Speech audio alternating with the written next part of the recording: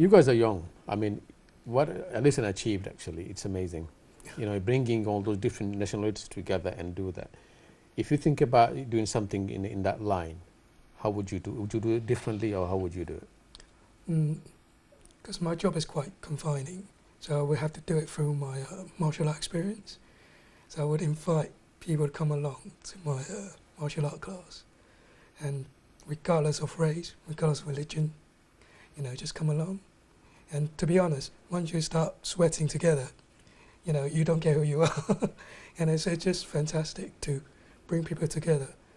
And then you find out you have a lot in common, you know, Yeah. a lot in common, you know. Do you feel as a, like, are we connecting with people? Do we feel like connecting with people? Do you think, is it difficult to connect with people, you feel? Would you go out and speak to anybody from Bangladeshi or whatever? Hi, mate, how you doing? Salam alaikum or something like that. Would you? For me personally, I would. But that's due to my line of work Okay. and my martial art experience, Okay.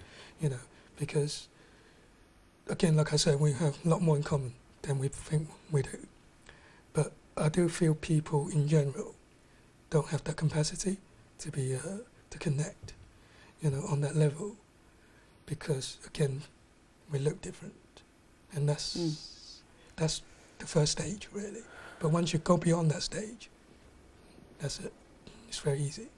Yeah, because I remember when I first came in this country in the 80s, I'm talking about, you would go out and people would say hello to you and people would say good morning to you, and sometimes you get sweets, but probably we were young those days.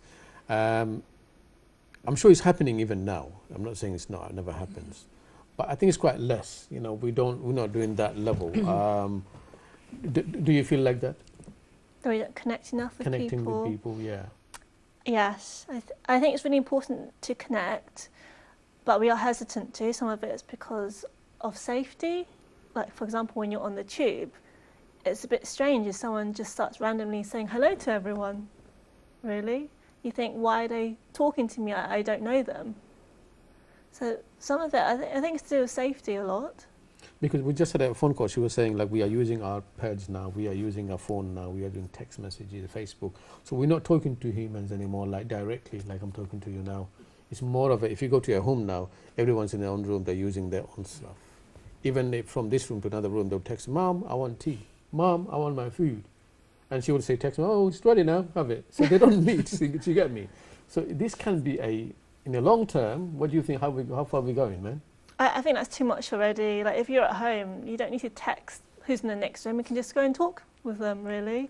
At home, when we have dinner, I make it a rule. We're not allowed to have the TV on during dinner because we have to talk to each other. So I think maybe is making rules like that, how much you can use your phone, how much you can use your iPad. And when you're on tube, why don't you just read the newspaper and give it to the person next to you once you've finished it, rather than, you know, play Candy Crush on your phone. Yeah, that's good, actually. I think we should. I mean, we can't blame